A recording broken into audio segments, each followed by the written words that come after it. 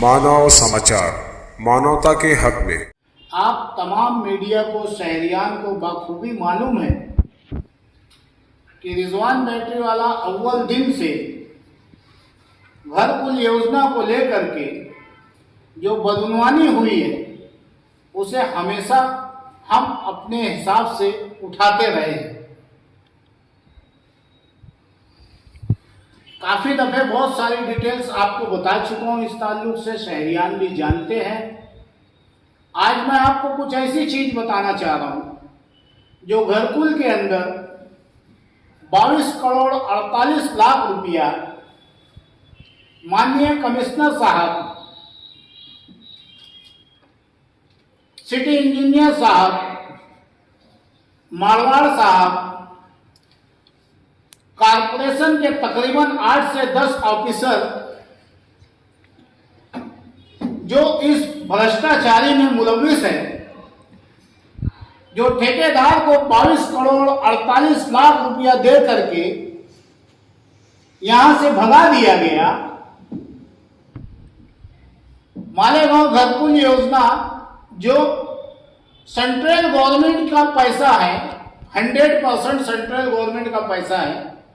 मालेगांव शहर में 21,684 कॉलोनियां बननी थी।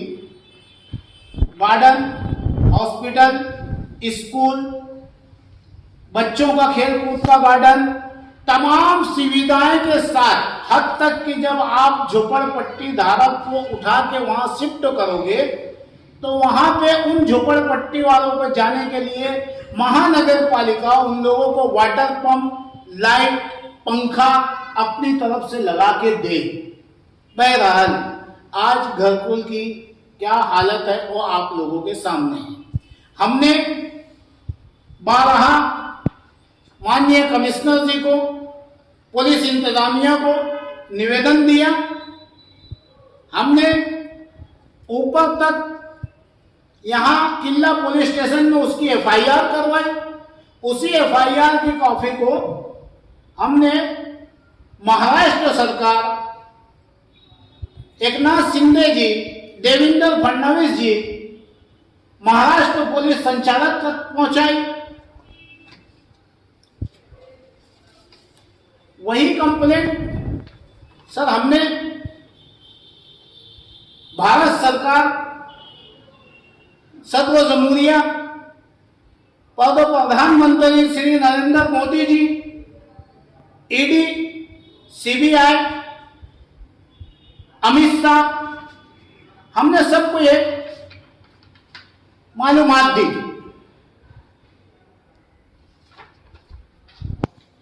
कि मालेगांव शहर में जो सरकार ने 458 करोड़ रुपया भेजा था 21,000 कॉलोनियों के लिए, इन लोगों ने उसमें तकरीबन 150 करोड़ का भ्रष्टाचार किया है।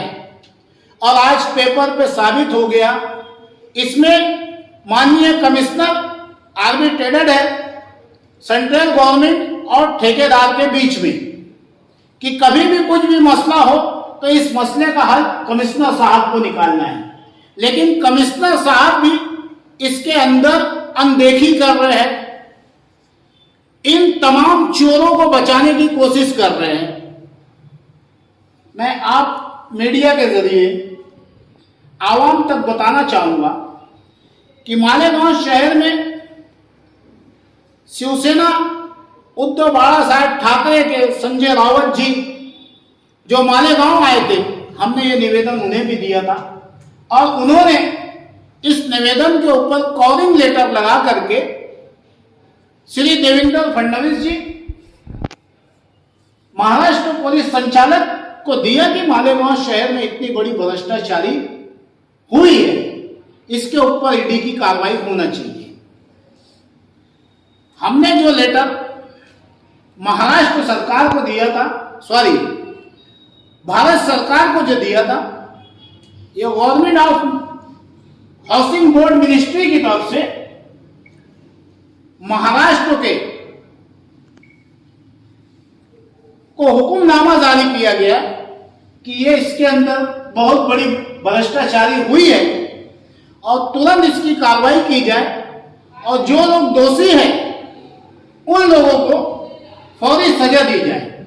मालेगांव आवामी पार्टी के ताल्लुक से लिखा गया कि अगर जो ये लोग कार्रवाई नहीं करते हैं तो आप हमसे रास्ता कायम करिए, हम दोबारा आपका इस मुद्दे पे इंक्वायरी बिठाएंगे।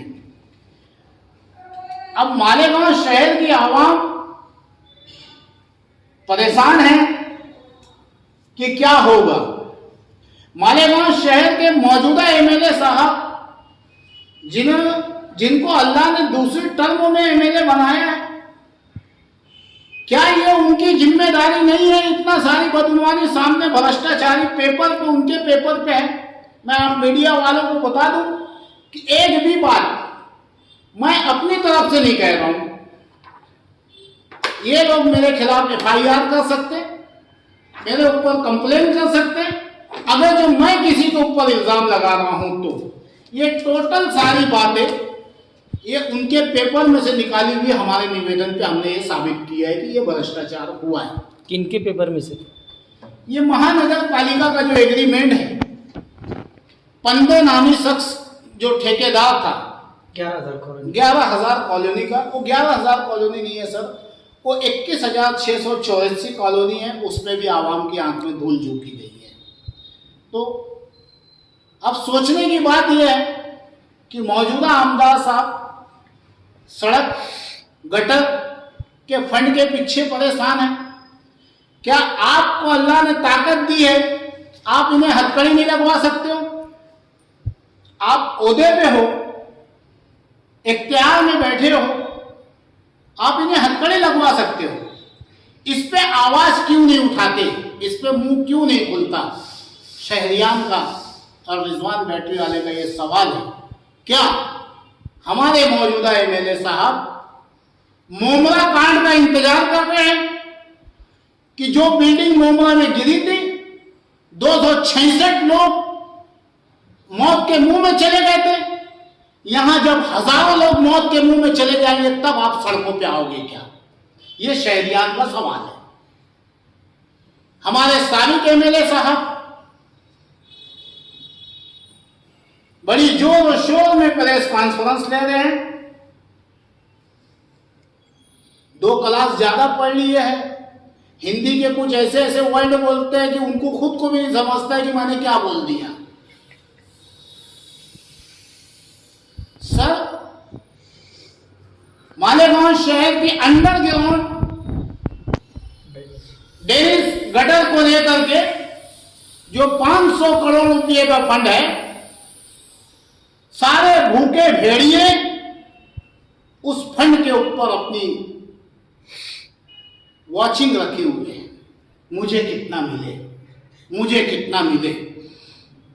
अभी उसका काम शुरू नहीं हुआ है, टेंडर निकला नहीं है। हमारे माजी एमएलए साहब 100 करोड़ की बदगुमानी बता रहे हैं और कह रहे हैं कि मैं ईडी जाऊंगा, सरकार तक जाऊंगा। अबे भैया, ये तो ईडी अभी इनके ऊपर बैठने वाली है। यहां पेपर पे पैसा गायब होगा, यहां तो सबूत है। क्या घरकुल पे आपकी आवाज नहीं निकलती है?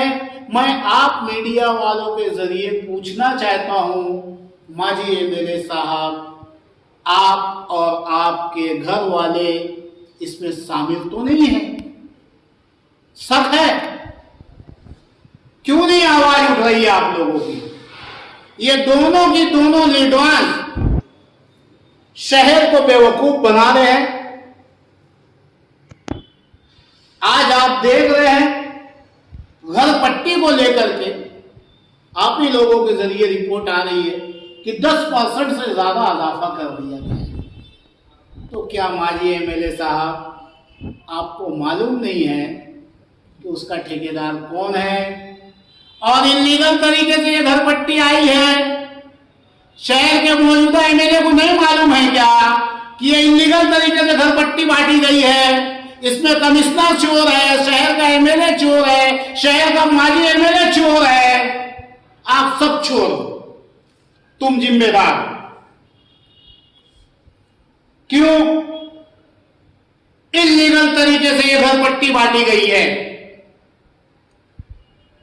किसने बढ़ाई ये बिल और कौन है ठेकेदार इसका? ईडी के पास जाने वाले, मेरा आपसे सवाल है, मालेगांव वालों को तो निपट ले, फिर जाना ईडी से बात करने के लिए। हम आप मीडिया के जरिए आवाम से कहना चाहेंगे कि जिन लोगों को घर पट्टी, नई घर पट्टी आप तक आई है, जितनी भी बढ़ के आई है, वो घर पट्टी और आपकी पुरानी घर पट्टी, गए साल की घर पट्टी, एक एक जेरॉक्स लेके हमारे पास आइए।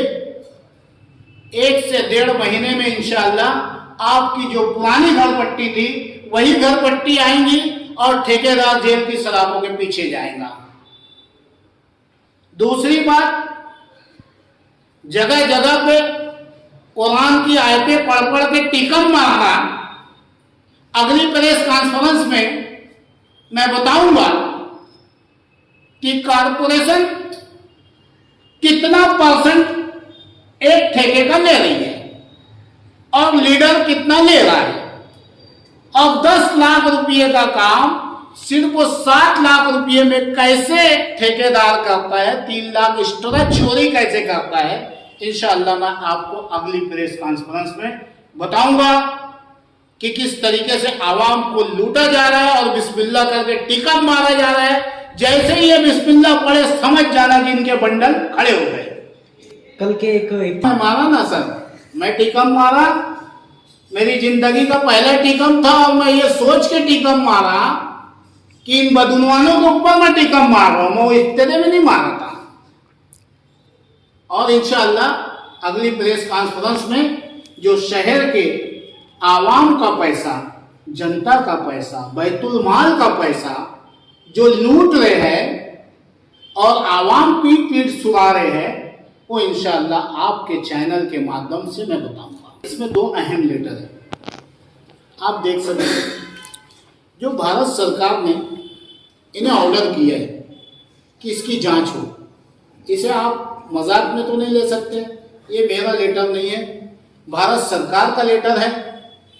भारत सरकार कह रही है कि इस पर तुरंत इंक्वायरी हो।